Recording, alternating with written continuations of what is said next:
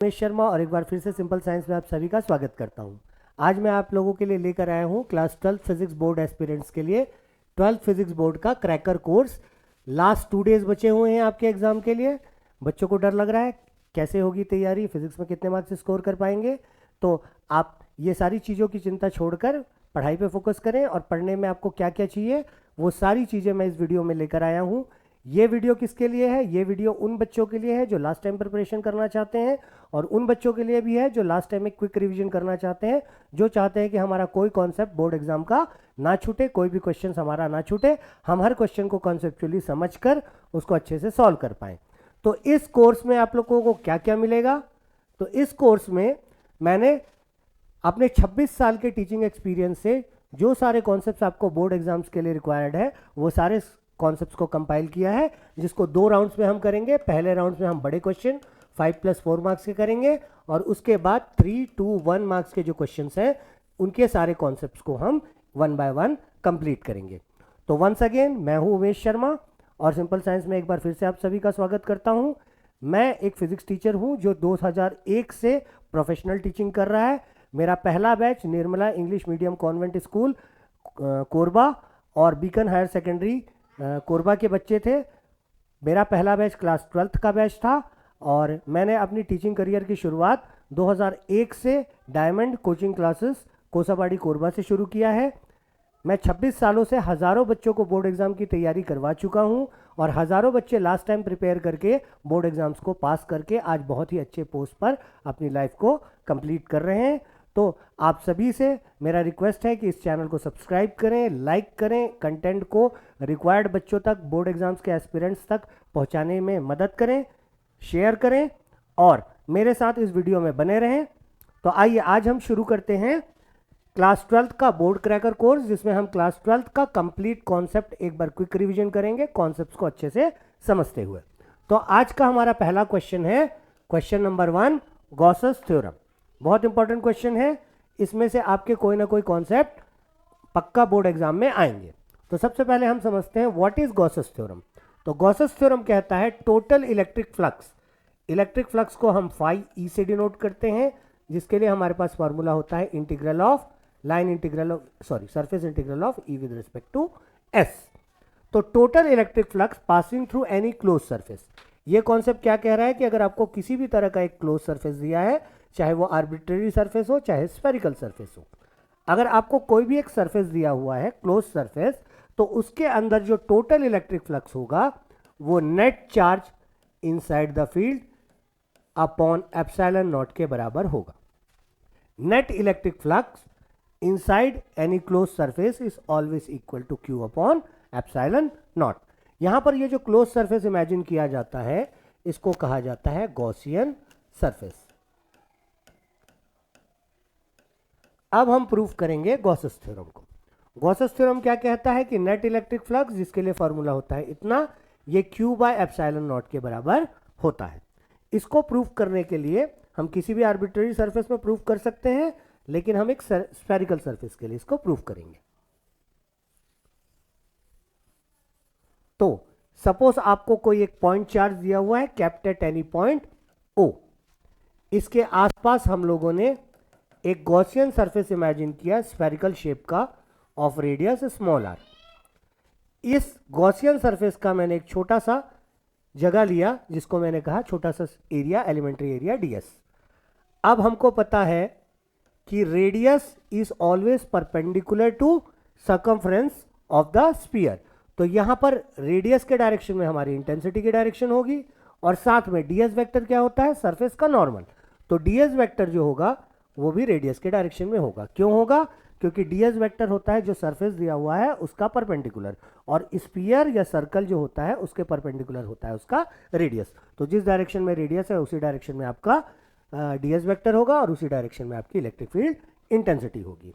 अब हम इसको सॉल्व करते हैं। इलेक्ट्रिक फील्ड इंटेंसिटी का फॉर्मूला यूज करते हैं।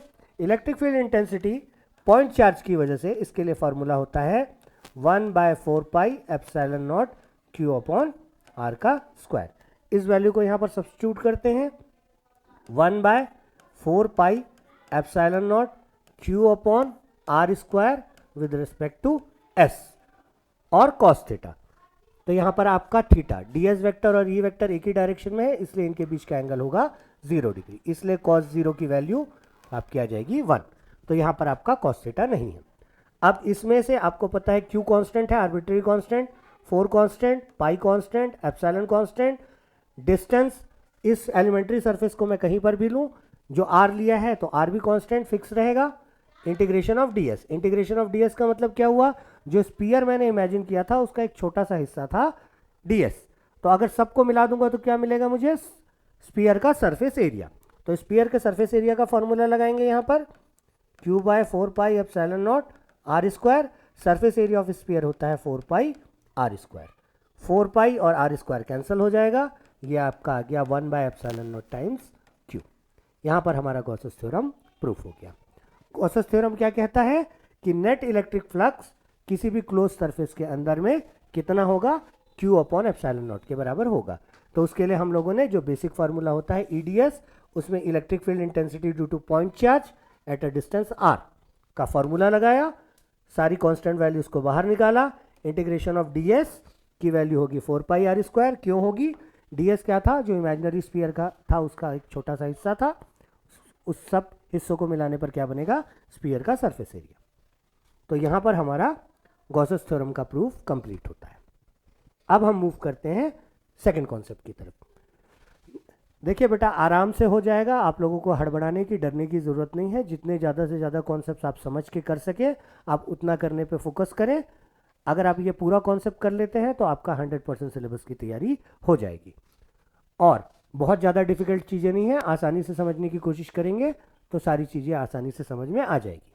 अब हम आएंगे एप्लीकेशन ऑफ गॉसेस थ्योरम पे। गॉसेस थ्योरम का पहला एप्लीकेशन है फॉर अ लाइन चार्ज। इसको हम नहीं कर रहे हैं क्योंकि एक्सपेक्टेड है कि आपका uniformly charge infinite plane sheet वाला कॉन्सेप्ट आने की गुंजाइश ज़्यादा है।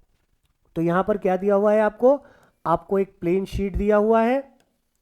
मान लीजिए इस शीट के एक छोटा सा मैंने एरिया लिया, ds एरिया, इसमें आपका q चार्ज है। हम लोगों ने इसको चार्ज दिया जो कि चार्ज यूनिफॉर्मली बराबर बराबर पूरी शीट में डिस्ट्रीब्यूट हो गया। तो शीट में दोनों तरफ डिस्ट्रीब्यूट होगा, इस बात का ध्यान रखना है। तो अगर ds एरिया में dq चार्ज है तो dq अपॉन ds या q अपॉन s, ये जो वैल्यू होती है इसको हम सिग्मा से डिनोट करते हैं। इसको कहते हैं सरफेस चार्ज डेंसिटी। क्या होती है surface charge density, charge per unit area. Unit area में जितना चार्ज होगा उसको हम कहते हैं सरफेस चार्ज डेंसिटी। अब हम लोगों ने शीट ले लिया, इसका एक एलिमेंट्री एरिया ले लिया। अब हमको इमेजिन करना है गॉसियन सरफेस। तो गॉसियन सरफेस कैसे इमेजिन किया जाता है, हम इस शीट के आसपास, ये जो हिस्सा है इसके आसपास एक यूनिट पॉजिटिव चार्ज को लेकर आएंगे तो वो रिपेल होगा up to a definite distance, मान लीजिए इतनी दूरी तक। सेम चीज शीट के पीछे तरफ भी होगी क्योंकि शीट में चार्ज दोनों तरफ डिस्ट्रीब्यूट हो जाएगा। इसको मैंने लिया है ds वेक्टर। इसका अगर मैं सरफेस वेक्टर निकालूं, परपेंडिकुलर वेक्टर निकालूं, तो एक तो हमको कर्व्ड सरफेस मिलेगा और एक हमको मिलेगा ये वाली लाइन। अब यहां पे हम गॉसेस थ्योरम यूज करेंगे। गॉसेस थ्योरम कहता है कि phi e which is equal to integral of e vector with respect to s, ये किसके बराबर होता है, ये होता है q upon epsilon not times होता है। सॉल्व करेंगे तो यहां पर जो सरफेस एरिया है, अगर आप चाहें तो इसको डायरेक्टली भी कर सकते हैं या तीन हिस्सों में डिवाइड कर सकते हैं। EDS पहले सरफेस के लिए, तो पहला सरफेस हमारा ये कर्व्ड वाला हो गया, दूसरा surface DS2 right hand side में जो सामने का सरफेस बनेगा, और इस तरफ ये वाला DS3। तो आप चाहे तो इसको अलग अलग करके भी लिख सकते हैं, E1 DS1 plus integral of EDS2 plus integral of E with respect to third surface S3।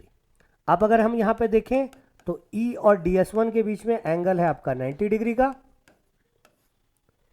Electric field intensity का डायरेक्शन इधर इस तरफ होगा E वेक्टर, और इधर इस तरफ होगा पॉजिटिव चार्ज से बाहर की तरफ।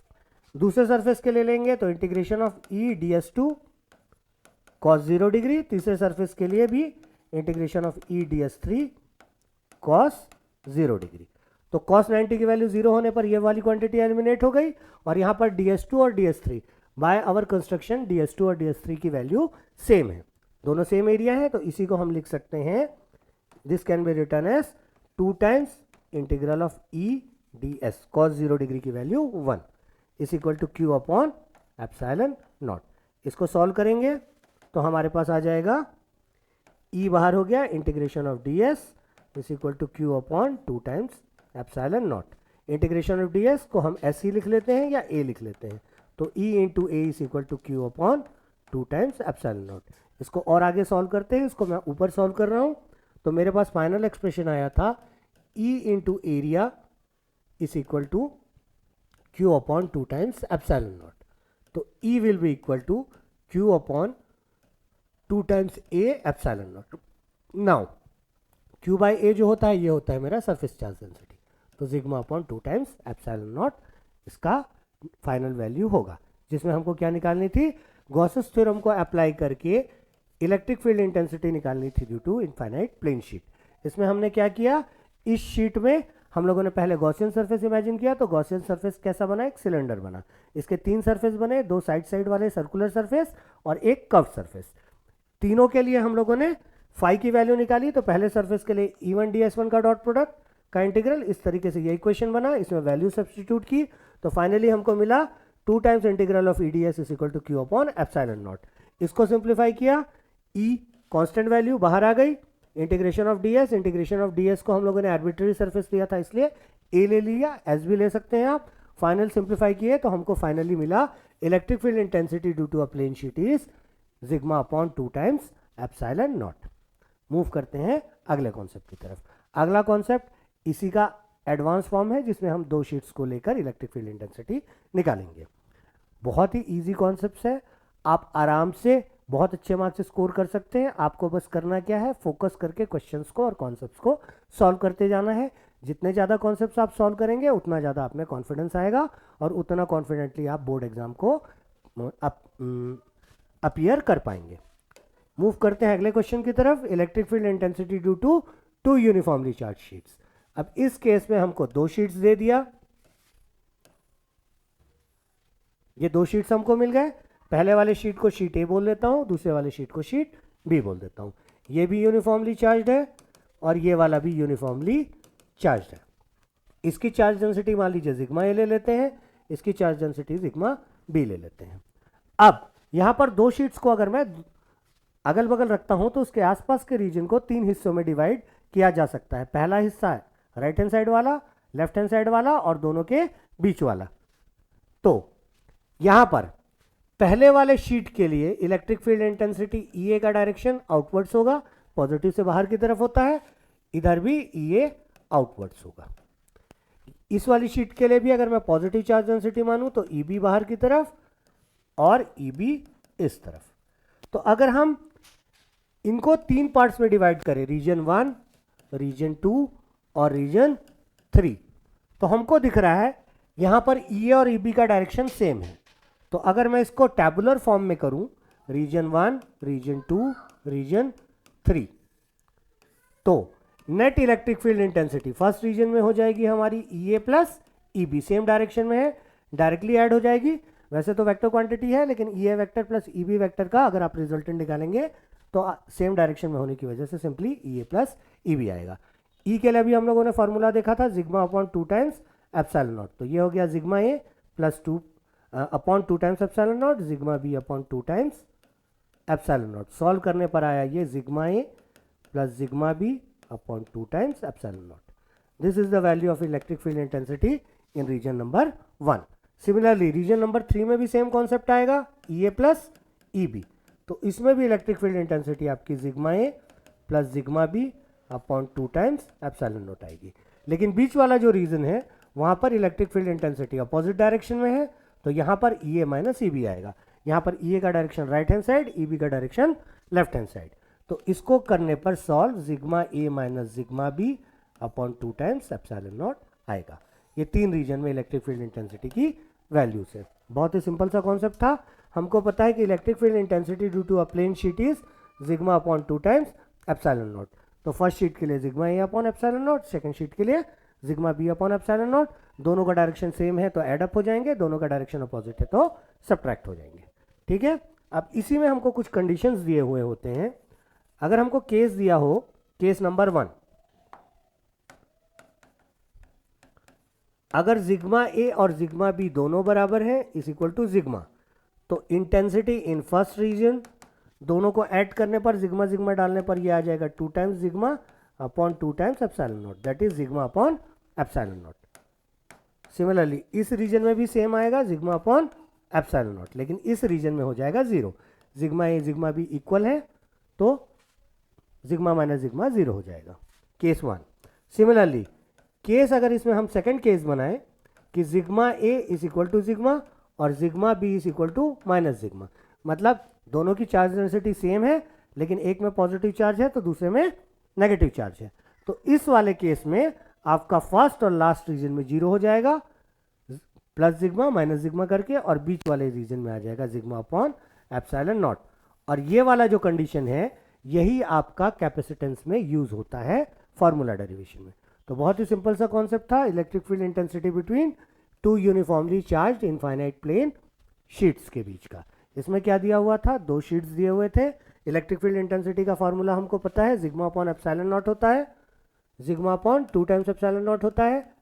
जिस रीजन में सेम डायरेक्शन में होंगे उसमें ऐड कर देंगे, जिस रीजन में अपोजिट डायरेक्शन में होंगे उसमें सब्ट्रैक्ट कर देंगे। तो मूव करते हैं अगले क्वेश्चन की तरफ।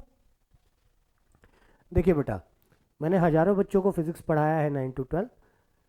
बहुत सारे बच्चे ऐसे होते हैं जो लास्ट टाइम में बहुत ज़्यादा लोड ले लेते हैं, या तो वो ओवर प्रिपेयर कर लेते हैं या तो अंडर प्रिपेयर कर लेते हैं। आपको रिलैक्स होकर जितने कॉन्सेप्ट्स की तैयारी हो चुकी है उनको रिवाइज करना है, या फिर अगर कॉन्सेप्ट्स की तैयारी नहीं हुई है तो उनको फोकस करके प्रिपेयर करना है। बहुत आसानी से आप तैयारी करके मेहनत करके बोर्ड एग्जाम्स को क्लियर कर सकते हैं, हड़बड़ाने की कोई ज़रूरत नहीं है। तो चलिए हम कंटिन्यू करते हैं। अभी तक हम लोगों ने 2 ऐसे कॉन्सेप्ट्स को देखा जो आगे चल के हमारे दूसरे कॉन्सेप्ट्स में भी यूज़ होंगे और साथ में बोर्ड एग्जाम्स में जिनके आने की बहुत ज़्यादा गुंजाइश है। चलिए आगे बढ़ते हैं। अब गॉसेस थ्योरम का नेक्स्ट एप्लीकेशन देखते हैं, electric field due to a uniformly charge spherical shell. मान लीजिए आपको एक खोखला गोला दिया हुआ है जिसमें यूनिफॉर्म चार्ज है, तो गोला है तो इसमें भी एरिया होगा, वॉल्यूम तो होगा नहीं। तो इसमें भी मान लीजिए सरफेस चार्ज डेंसिटी सिग्मा ले लेते हैं, which is equal to Q upon total area. Total area of sphere होता है 4 pi R square, where R is the radius of the sphere. पूरे स्फीयर के सरफेस पर कितना चार्ज है, क्यू चार्ज है। टोटल एरिया कितना होगा, surface area of sphere 4 pi R square. तो surface charge density charge upon area, ये हमारा इक्वेशन नंबर 1 बनता है। अब क्या करेंगे, गॉसेस थ्योरम को यूज करना है, तो मैं फिर से एक स्फेरिकल गॉसियन सरफेस इमेजिन करता हूं of radius suppose small R. तो क्या किया मैंने, गॉसियन सरफेस इमेजिन किया। गॉसियन सरफेस कैसे इमेजिन किया जाता है, आप स्फीयर के आसपास एक पॉजिटिव यूनिट पॉजिटिव चार्ज को लाइए। पॉजिटिव चार्ज स्फीयर है तो ये रिपेल होगा up to a definite distance. जितने भी पॉइंट्स ऐसे बन सकते हैं उन सभी पॉइंट्स को अगर हम एक सरफेस में कन्वर्ट कर दें, मिला दें, तो आपको एक स्फीयर मिलेगा जो कि हमारा गॉसियन सरफेस का काम करेगा। अब गॉसियन सरफेस का एक छोटा सा सरफेस हम इमेजिन करते हैं ds। इलेक्ट्रिक फील्ड इंटेंसिटी हमेशा रेडियली आउटवर्ड्स होती है रेडियस के डायरेक्शन में, और ds वेक्टर भी रेडियस के डायरेक्शन में होता है। तो यहां पर फिर से e और ds के बीच में एंगल 0 हो गया। अब हम यूज करेंगे गॉसेस थ्योरम जो कि कहता है कि phi e is equal to integration of e with respect to s is equal to q by 1 by epsilon times q। यहां पर integration of E D S को सॉल्व करते हैं। ई डी एस कॉस यहाँ पे एंगल 0 डिग्री, क्योंकि ई का direction भी रेडियस के डायरेक्शन में आउटवर्ड्स और डी एस का डायरेक्शन भी रेडियस के डायरेक्शन में outwards. This is equal to Q upon epsilon not. E बाहर आ गया, integration of D S is equal to Q upon epsilon not. किसका हम लोगों ने छोटा सा एलिमेंट लिया था, हम लोगों ने गॉसियन सरफेस का लिया था। तो सरफेस एरिया हम किसका यूज करेंगे, गॉसियन सरफेस का, जो कि होगा 4 पाई स्मॉल आर का square into Q upon epsilon is equal to Q upon epsilon not. तो E will be equal to Q upon epsilon not into 4 pi small R का square. अब अगर मैं ये वाला जो कॉन्सेप्ट लिया था चार्ज डेंसिटी से, sigma into 4 pi R square capital R का square is equal to Q जो आया था, इसको अगर मैं यहाँ सब्सटीट्यूट कर दूं तो क्यू की जगह मैं डाल सकता हूँ सिग्मा 4 पाई कैपिटल आर का square upon 4 pi epsilon naught, नहीं 4 पाई ही रहेगा, upon epsilon not into 4 pi small R का स्क्वायर। स्मॉल आर क्या है? गॉसियन सरफेस का रेडियस है। कैपिटल आर क्या है? जो स्पेरिकल शेल दिया है चार्ज उसका रेडियस है। तो 4 पाई कट गया, ये हो गया हमारा sigma upon epsilon not into capital R square upon small R square. This is the formula for electric field intensity due to a shell. अब इस फॉर्मूले को थोड़ा सा हम और स्टडी करने की कोशिश करेंगे, तो मैं यहां पर स्पेस यूज कर लेता हूं। देखिए हमको मिला है E is equal to sigma R square upon epsilon not into small R का स्क्वायर। यहां पर से ये पूरा तो कांस्टेंट वैल्यू होती है, तो हम बोल सकते हैं कि स्पेरिकल शेल के लिए जो इंटेंसिटी होगी वो आर स्क्वायर के प्रोपोर्शनल होगी। अब यहां पर हमारे 3 केस बनते हैं। Case number 1, capital R small R is greater than capital R. Small R अगर कैपिटल आर से ग्रेटर है मतलब हमारा ऑब्जर्वेशन पॉइंट बाहर लाई करता है स्फीयर से, तो इन दैट केस आपका E is equal to sigma into R square upon epsilon not R square. Same formula use करेंगे हम। लेकिन case 2, on the surface when small R is equal to capital R करेंगे तो ये दोनों cancel out हो जाएगा। E is equal to sigma upon epsilon not, हमको कांस्टेंट वैल्यू मिलेगी। और case number 3, when small R is less than capital are, तो electric field intensity will be 0। 0 क्यों होगी? इस फॉर्मूले से हमको पता है कि शेल के अंदर में चार्ज आपका 0 होता है। तो when small R is less than capital R मतलब हमारा ऑब्जर्वेशन पॉइंट शेल के अंदर लाई करेगा, तो अंदर में तो कोई चार्ज ही नहीं है, इस वजह से वहां पे इलेक्ट्रिक फील्ड इंटेंसिटी 0 होगी। तो बहुत ही सिंपल सा कॉन्सेप्ट था। इसमें एक शेल दिया हुआ था यूनिफॉर्मली चार्ज डेंसिटी आपकी इतनी हो जाएगी, सरफेस चार्ज डेंसिटी। यहां से फॉर्मूला निकालेंगे तो क्यू के लिए हमको एक फॉर्मूला मिल जाएगा। गॉसेस थ्योरम यूज करेंगे, EDS is equal to Q upon epsilon not. Solve करेंगे तो हमको ये इक्वेशन मिलेगा। यहां पर हम क्यू की value sigma into 4 pi capital R का स्क्वायर डालेंगे तो हमको फाइनल इंटेंसिटी के लिए फॉर्मूला ये वाला मिलेगा। इसमें 3 क्वांटिटीज कांस्टेंट है, तो electric field intensity is inversely proportional to small R का स्क्वायर। 3 केसेस बनेंगे। आउटसाइड के लिए हमारा सेम फॉर्मूला यूज होगा। इनसाइड में small R capital R equal होने की वजह से ये दोनों कट जाएंगे, तो सरफेस पर कांस्टेंट होगा। और अंदर में शेल के अंदर में कोई चार्ज नहीं होता है, जो भी चार्ज दिया जाता है वो कंडक्टर में सरफेस पर ही डिस्ट्रीब्यूट होता है, चाहे वो हॉलो हो चाहे सॉलिड कंडक्टर हो। तो इस वजह से अंदर में क्यू 0 होगा, इसलिए इंटेंसिटी 0 होगी। तो यहां पर हमारा कॉन्सेप्ट ऑफ गॉसेस थ्योरम का लास्ट कॉन्सेप्ट कंप्लीट हो रहा है। इसमें हमको एक चीज और देखनी है, मैं थोड़ा रब करके स्पेस बना लेता हूं। इसमें हमको एक ग्राफ पूछा जाता है between electric field intensity and distance of the observation point. अगर हम ग्राफ प्लॉट करें इलेक्ट्रिक फील्ड इंटेंसिटी और distance of point from the centre के बीच में, तो अगर इसको हम 3 पार्ट में डिवाइड कर सकते हैं। पॉइंट हमारा सरफेस पर है, पॉइंट अंदर है शेल के, और पॉइंट बाहर है शेल के। तो अगर पॉइंट शेल के अंदर है तो यहां पर तो इलेक्ट्रिक फील्ड इंटेंसिटी 0 होती है। On the surface of the shell constant होती है सिग्मा अपॉन एप्सिलॉन नॉट के, और जब ऑब्जर्वेशन पॉइंट बाहर होता है तो inversely proportional to R square होता है। Intensity is inversely proportional to R square. यहां पर आपका गॉसेस थ्योरम का बेसिक कॉन्सेप्ट कंप्लीट होता है। क्या कहता है गॉसेस थ्योरम?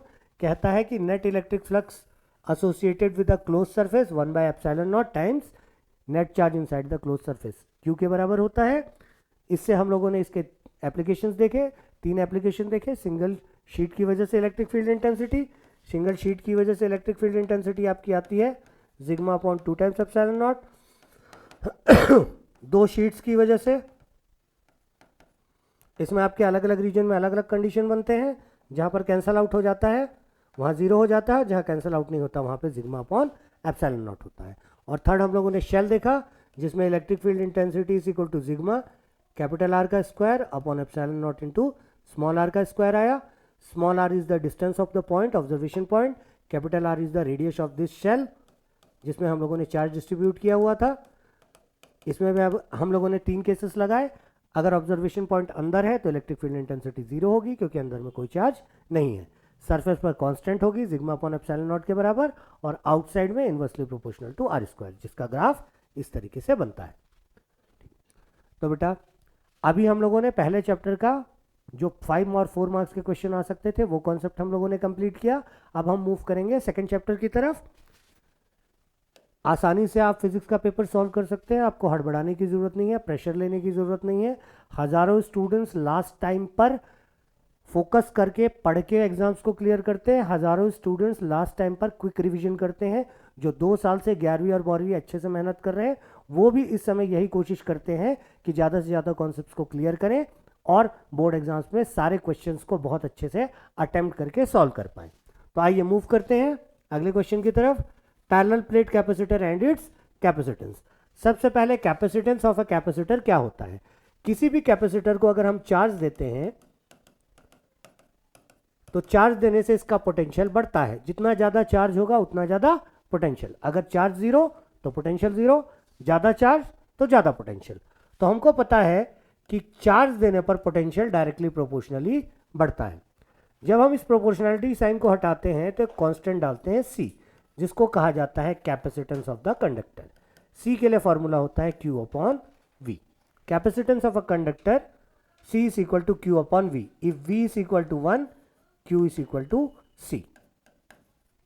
तो अगर हम किसी कंडक्टर को 1 कूलम का चार्ज देते हैं तो उसका जो पोटेंशियल यदि हम किसी कंडक्टर को इतना चार्ज देते हैं कि उसका पोटेंशियल 1 वोल्ट हो जाए तो जितने चार्ज की जरूरत होगी वो उसके कैपेसिटेंस के बराबर होती है।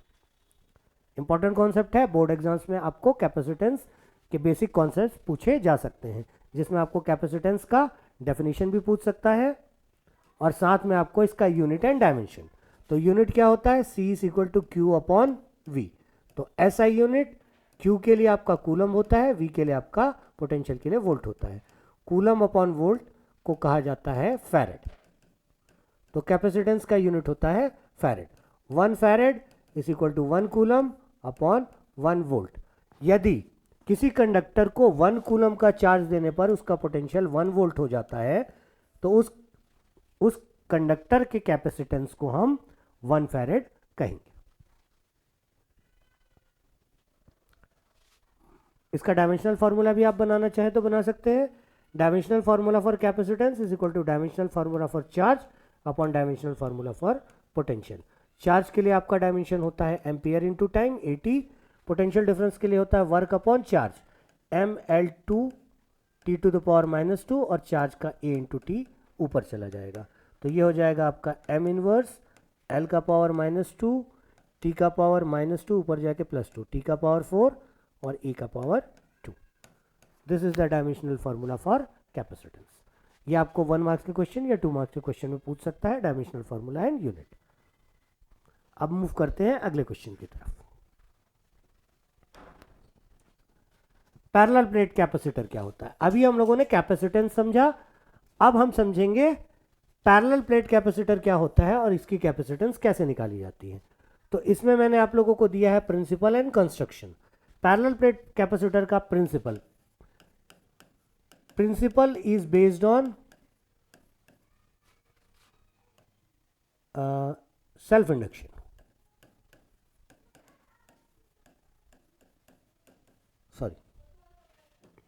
सेल्फ इंडक्शन नहीं है, इलेक्ट्रोस्टैटिक इंडक्शन।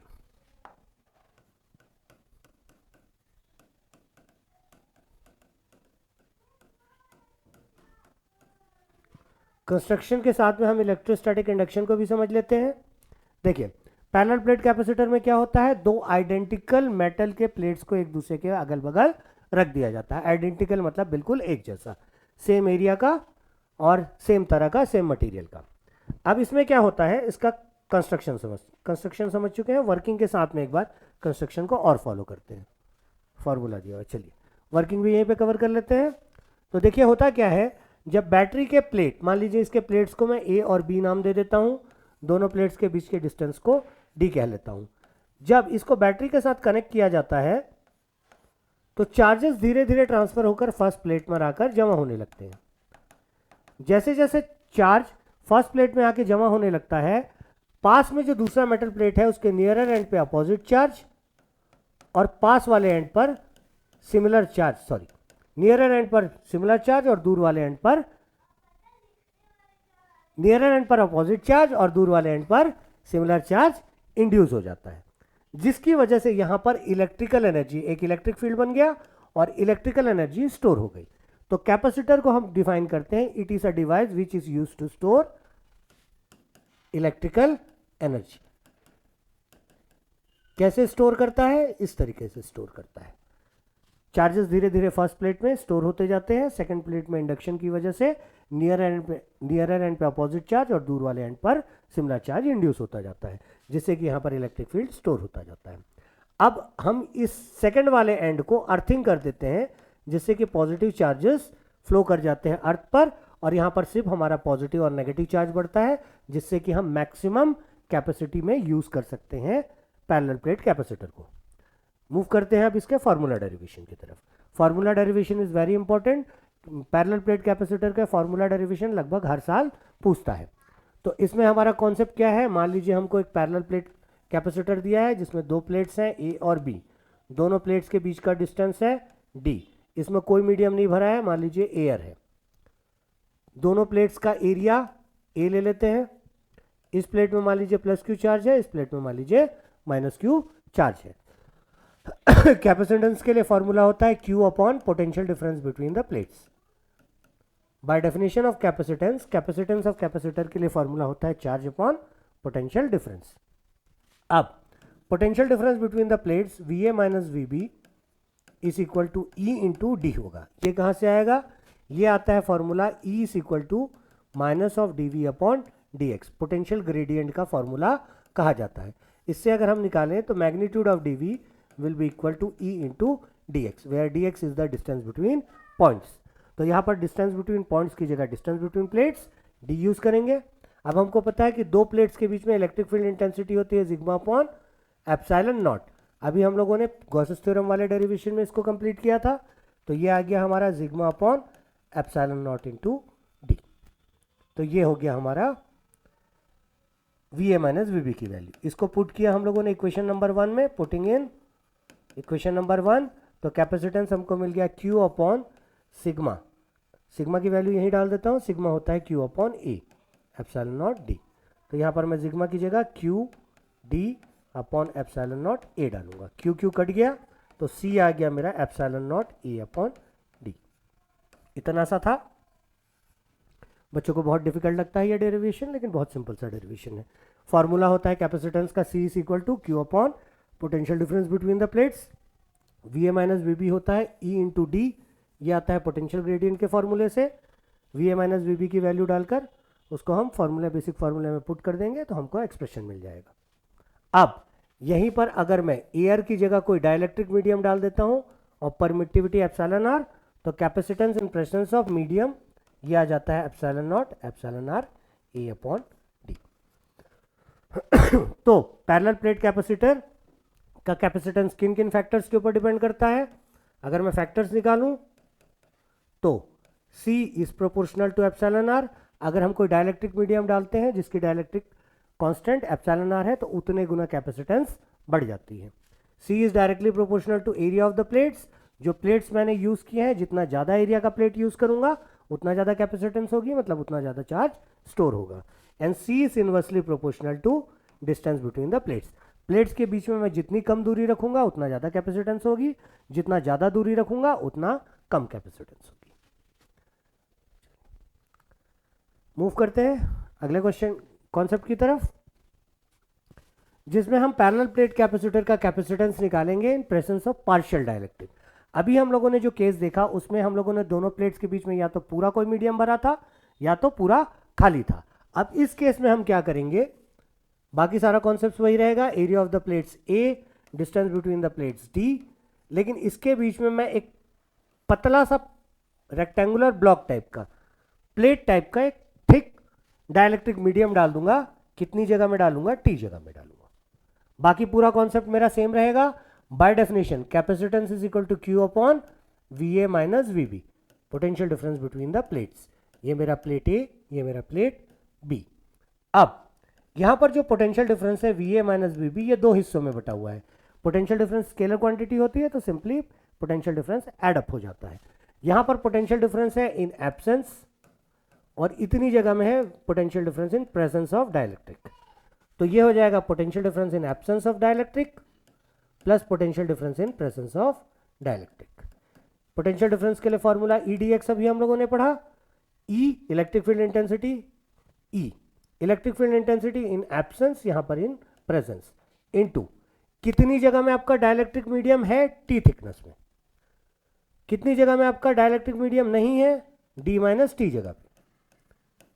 अब ई के लिए फॉर्मूला होता है sigma upon epsilon not, D minus T.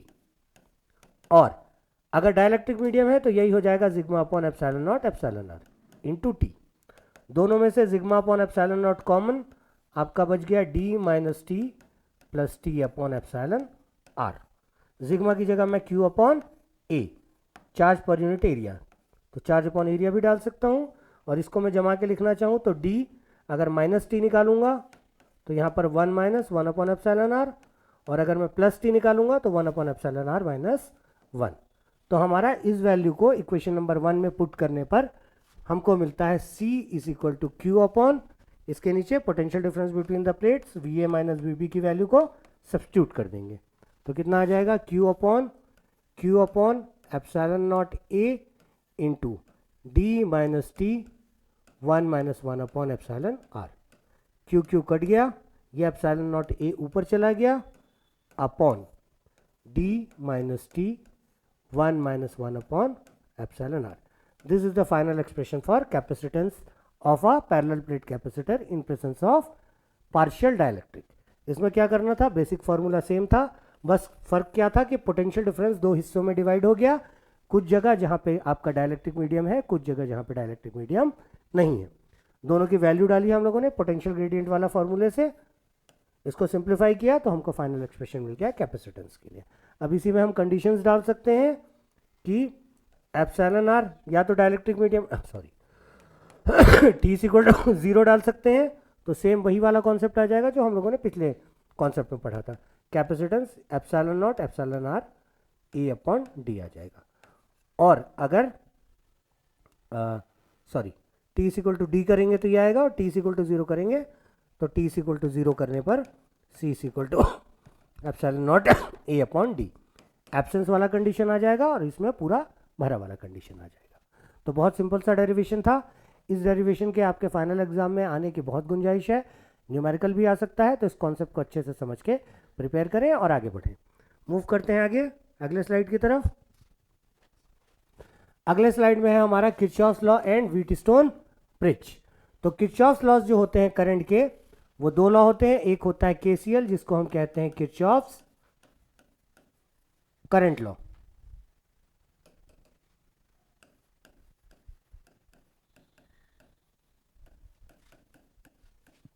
और दूसरे को कहते हैं किरचॉफ्स वोल्टेज लॉ।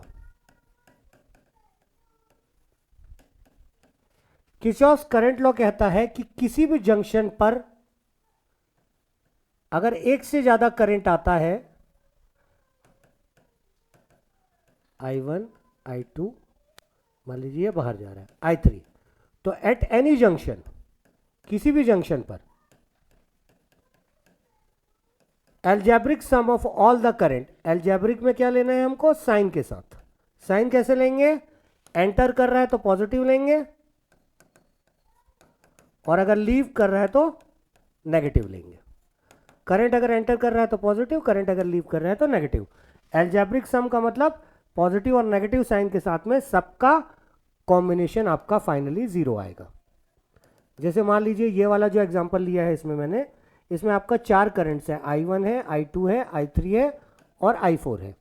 यहाँ पर I1 और I2 एंटर कर रहे हैं तो दोनों पॉजिटिव होंगे, I3 और I4 दोनों लीव कर रहे हैं तो दोनों नेगेटिव होंगे। इन सब का एल्जेब्रिक सम हमेशा 0 आएगा। इसको हम इस तरीके से भी समझ सकते हैं कि किसी भी जंक्शन पे जितना करंट एंटर करेगा उतना ही करंट लीव करेगा। ये है आपका किरचॉफ्स करंट लॉ। और वोल्टेज लॉ क्या कहता है, इन एनी क्लोज्ड मैश, आपको अगर एक कोई भी क्लोज्ड सर्किट दिया हुआ है, किसी भी तरह का सर्किट दिया हुआ है, तो इस पूरे क्लोज्ड सर्किट में आपका total potential drop del V की वैल्यू 0 होगी। मतलब sum of all the EMFs is equal to sum of I R. ये कहां से आता है आपका relation? E is equal to V plus I R वाला जो रिलेशन होता है उससे आता है। Sum of all the potential drops V is equal to E minus I R. तो del V is equal to summation E minus summation I R, ये इसका फॉर्मूला होता है। अब इसमें साइन कन्वेंशन कैसा लिया जाता है? इसमें ईएमएफ को पॉजिटिव कब लिया जाता है, नेगेटिव कब लिया जाता है? देखिए दोनों केस में अगर हम मैश में इन डायरेक्शन ऑफ करंट, मान लीजिए मैं सर्किट को नेम कर देता हूं ए बी सी डी।